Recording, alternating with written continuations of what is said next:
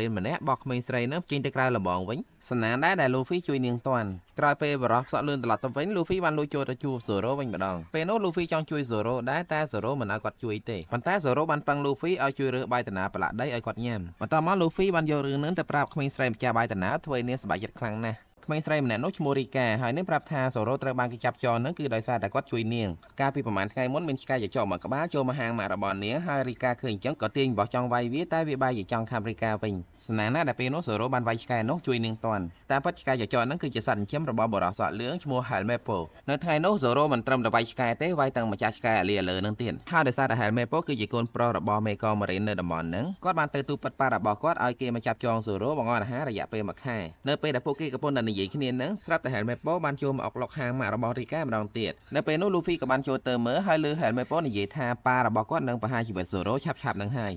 ពេល Luffy ឮអញ្ចឹងក៏ដាល់ Helmepo បណ្ដៃរួចសច្ចាថាថ្ងៃនេះក៏នឹងបបួលសូរ៉ូចូលក្រុមរបស់គាត់ឲ្យបានបន្ទាប់មក Helmepo បានរត់ទៅប្តឹងប៉ារបស់គាត់ឈ្មោះ Morgan ឲ្យចាប់ Luffy សម្លាប់ចោល Morgan គឺជាមេកម៉ារីនរបស់រដ្ឋាភិបាលនៅក្នុងតំបន់ហ្នឹងដែលកាចខ្លាំងនរណាក៏ខ្លាចគាត់ដែរហើយក្នុងពេលជាមួយគ្នា Luffy បានទៅជួបសូរ៉ូដើម្បីបបួលសូរ៉ូចូលក្រុមជាមួយពេលនោះ Luffy អត់មានទុកពេលឲ្យសូរ៉ូសម្រេចចិត្តអីទេគាត់ប្រាប់សូរ៉ូថាគាត់នឹងទៅយកដាវឲ្យសូរ៉ូវិញមិនយូរប៉ុន្មាន Luffy បានទៅដល់មន្ទីរកងម៉ារីនដែលនៅទីនោះ Morgan កំពុងតែបញ្ជាឲ្យគេលើករូបសំណាករបស់គាត់ឡើងហើយ Helmepo ក៏នៅទីនោះផងដែរនៅពេលនោះគ្រាន់តែកងម៉ារីនម្នាក់មិនប្រយ័ត្នធ្វើឲ្យរូបសំណាករបស់គាត់ប៉ះរបស់អីម្យ៉ាង Morgan ដែលជាមនុស្សកំណាញ់ខុសខើបានគំរាមសម្លាប់ម៉ារីននោះចោលចំណែក Luffy ដែលនៅខាងក្រោមលើសំឡេងក្តុងក្តាននៅខាងលើក៏ទាញជំពាមលោតឡើងទៅមើលពេលឡើងទៅដល់ Luffy អត់ដឹងក៏ចាប់ទាញខ្សែស្រ័យរូបសំណាករបស់ Morgan ធ្វើឲ្យវាធ្លាក់ចុះមកក្រោមបែកបាក់អស់នៅពេលនោះ Morgan ខឹងខ្លាំងណាស់តែ Luffy អត់ខ្វល់ជាមួយគាត់ទេគឺគាត់ត្រូវការជួបតែ Helmepo តែប៉ុណ្ណោះព្រោះ Helmepo នោះគឺជាអ្នកយកដាវរបស់សូរ៉ូទៅទុកក្នុងពេលជាមួយគ្នា Kobe បានលួចចូលទៅស្រែចំណងឲ្យសូរ៉ូពេលនោះ Kobe បានប្រាប់សូរ៉ូថាស្អែកគេនឹងសម្លាប់គាត់ចោលហើយ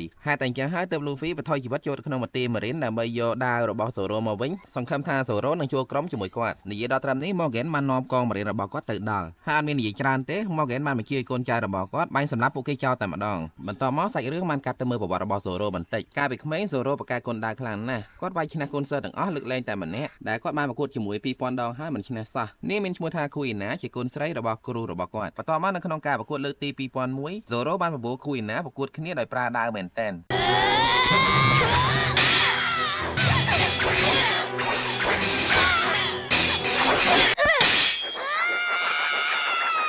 នៅក្នុងការប្រកួតលើកនោះ Kuina នៅតែឈ្នះដដែលពេលនោះ Zoro ពិតជាតូចចិត្តខ្លាំងណាស់តែ Kuina បានជួយនិយាយលើកទឹកចិត្តគាត់ជួយឲ្យគាត់មានកម្លាំងចិត្តឡើងវិញនៅថ្ងៃនោះពួកគេបានសន្យាជាមួយគ្នាថាថ្ងៃណាមួយក្នុងចំណោមពួកគេទាំងពីរនាក់នឹងមានម្នាក់ក្លាយទៅជាអ្នកកំពូលគុនដាវដែលខ្លាំងជាងគេនៅលើโลกប៉ុន្តែក្រោយមកមិនយូរប៉ុន្មាន Kuina បានជួបឧបទ្ទហេតុគ្រោះថ្នាក់ស្លាប់បាត់បង់ជីវិតពេលនោះ Zoro បានទៅសុំដាវរបស់ Kuina ពីលោកគ្រូរបស់គាត់យកទៅប្រើដើម្បីក្លាយទៅជាអ្នកគុនដាវដ៏ខ្លាំងបំផុតនៅលើโลกដោយបានសន្យាជាមួយ Kuinaត្រឡប់មកមើលពេលបច្ចុប្បន្នវិញនៅពេលដែលកងម៉ារីនកែកាយកំភ្លើងបាញ់ទៅកាន់ Zoro Luffy បានយកខ្លួនទៅជួយពាំងហើយដោយសារតែរាងកាយរបស់ Luffy ស្វិតយឺតដូចកៅស៊ូគ្រាប់កំភ្លើងធម្មតាមិនអាចធ្វើអីគាត់បានទេបន្ទាប់មក Luffy បានបកគោលដាវទាំង3របស់ Zoro ឲ្យ Zoro វិញហើយសួរគាត់ថាចង់ចូលរួមវាយជាមួយចៅសមុទ្រដែលជារឿងខុសច្បាប់